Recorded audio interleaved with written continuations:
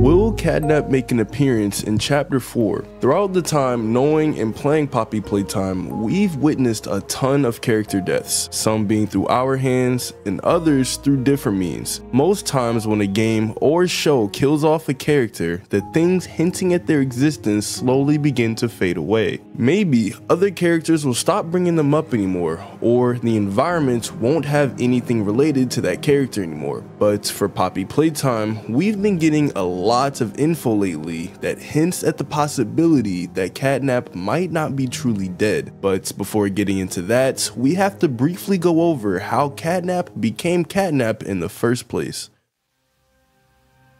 Catnap, or Experiment 1188, used to be an orphan named Theodore Grambo. In 1989, before Playtime Co. was shut down and abandoned, the kids were thriving, and the staff were carefully monitoring their behaviors. Whenever a child seemed to display a high level of physical or mental abilities, they had a chance to be selected. Once selected, the children would go through a series of both mentally and physically challenging mini-games at the game station. This game station held 3 games: Whack-a-Wuggy, a game that tests your hearing, reaction speed, and accuracy; Musical Memory, a game that tests your memory and ability to handle mentally difficult tasks under stress; and finally, Statues, a game that tests your physical speed and strength, as well as your focus. After these 3 games, the children would be given an evaluation score based off of how well they performed. That score will determine whether or not they get selected for experimentation. These experimentations result in the children being converted into living, breathing toys with a newfound purpose, to work as mascot-like employees for the rest of their lives, with 0 pay, 0 interaction, and 0 chance of ever living a normal life.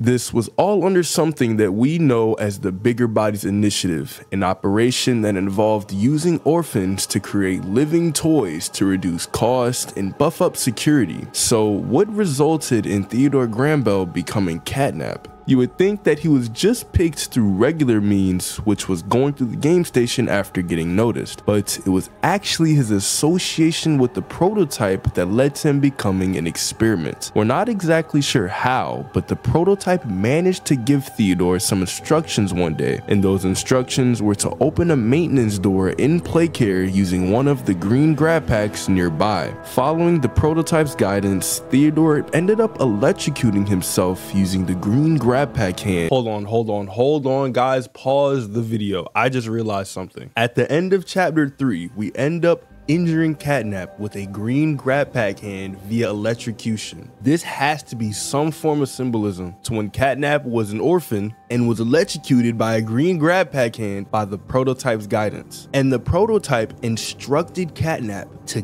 get in our way and to kill us, possibly so we don't uncover the secrets of the factory, and in doing so, he ends up getting electrocuted by a green grab pack hand. You cannot make this stuff up, bro. This unfortunate event was likely due to him only being 7 years old, not understanding how to properly use the grab pack, not to mention that an employee at Playtime Co., Thomas Clark, said that the maintenance door required 2 people to operate, as well as saying that he's seen Theodore's imaginary friend, or the prototype. What he's referring to exactly is a drawing that shows Theodore sitting on a bed with a robotic hand reaching from the bottom. It seems as though Thomas saw something very similar to that drawing, which is of course the prototype. But even after this incident, Theodore kept obeying his friend, unintentionally sabotaging Playtime Co.'s experiments and plans. This unfortunately resulted in Theodore becoming a potential candidate to become the Bigger Bodies version of Catnap. Many kids were lined up before him, but with how troublesome Theodore was and how willing he was to put himself in challenging situations, he managed to become the #1 pick. And soon enough, the experiment was conducted and Catnap was born, designed to help Playtime Co. experiment on more children from Playcare through his red smoke. But even after this, the feelings of friendship towards the prototype still remained, and we even see this throughout chapter 3 of the game. Fast forward to now, and he's killed by the same thing he devoted his life to. It really is a sad story for the character, influenced by the one who eventually led you to your downfall. Or is it? The only person that sees it as a downfall is us. At no point did Catnap's feelings towards the prototype ever waver, even after he got electrocuted before the experiment, which was technically the prototype's fault. There are a lot of people who think that Catnap knew that the prototype was going to kill him during that final moment, and one of those people is me. Initially, I was 50-50 about it, but recently we've gotten some info that I covered in my previous video that completely solidified my theory. There was also something super important that I forgot to mention in that video that I'll say here, but that'll have to wait for a bit. As said previously, Mob Entertainment uploaded recap videos for the previous chapters to refresh your minds for what's to come for chapter 4. But beknownst to me, there were some secret codes that were waiting to be solved, and once they were, we got a secret message that read, "On felted feet and with bated breath, sleep draws ever near. But I am not afraid of death over paths turning clear." The speaker calmly embraces the approach of sleep or death, feeling unafraid, as what they have planned for them in the future becomes more visible. Like I said last video, not only do I think that this is hinting at Catnap, but I also think that it's hinting towards reincarnation. Just the fact that it's considered sleep or death supports that theory. We've known for a very long time that the prototype does have intentions of using other toys' parts to make himself stronger. Mommy Longlegs being taken away by him and Catnap being killed by him is somewhat considered evidence for that. The reason I say somewhat is because we don't even know how the prototype would bring Catnap back from the dead. There's been no character in Poppy Playtime who has completely come back to life. And even if you try to bring the experiments into the equation, it was never said that the orphans were initially killed before the experimentation. Plus, it wouldn't make sense for something that's dead and something that was never alive in the first place to create something that's even breathing. So what makes me think that the secret message is referring to Catnap becoming reincarnated? Do you remember when I said earlier in the video that there was another secret message that I forgot to solve? Well, I solved it, and it's only strengthened my theory even more. If you go to Mob Entertainment's chapter 3 recap and go to around 3 minutes and 58 seconds into the video, you'll see two frames that look pretty out of place. Both frames contain a string of binary, with the first one being longer than the second. If we solve the second one first, since it's the easiest, we learn that this line of binary translates to 25 times 25. The first thing I thought when I saw this was to multiply the numbers together, but I quickly realized that this wasn't what Mob Entertainment wanted. It turns out you have to put the first string of binary into an image generator,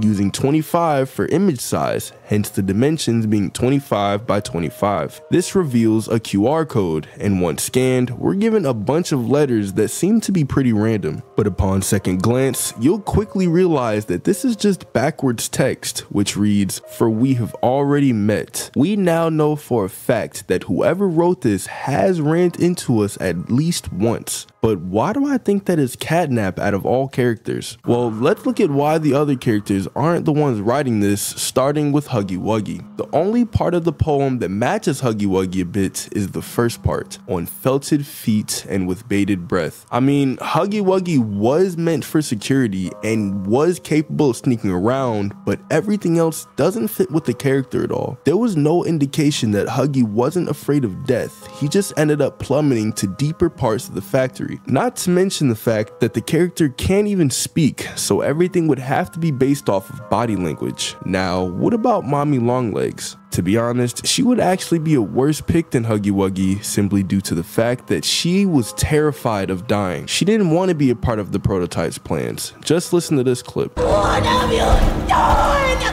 You make me part of you!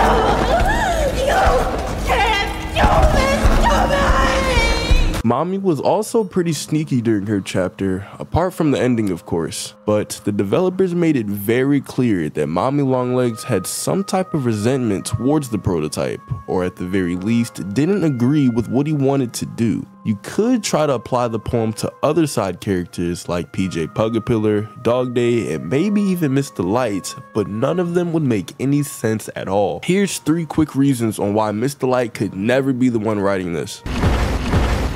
All of this brings me back to Catnap. So now, with all of that being said, is it possible that Catnap will make an appearance in the upcoming chapter? Honestly, it's probable, even though we saw him get killed right in front of us. Perhaps we'll see hints of the prototype doing his own form of experimentation with the parts that he already has. And believe it or not, we've actually seen glimpses of this throughout the story. In log 0502, during one of his escape attempts, he built a laser pointer from parts of a broken digital alarm clock, proving that the prototype is capable of turning one thing into another. These could have potentially been the precursor to what he's about to do either in chapter 4 or chapter 5. As said previously in the video, Catnap's devotion towards the prototype has never wavered, and it's likely that the prototype wants to preserve that attribute. He realized that Catnap wasn't strong enough to kill us with his own abilities, so he temporarily killed him with the sole purpose of bringing him back to life. Only this time, his entire existence will be revolved around serving the prototype, even in flesh. But what do you guys think? Make sure to let me know down in the comments. Thanks for watching, subscribe, and click on this video right here.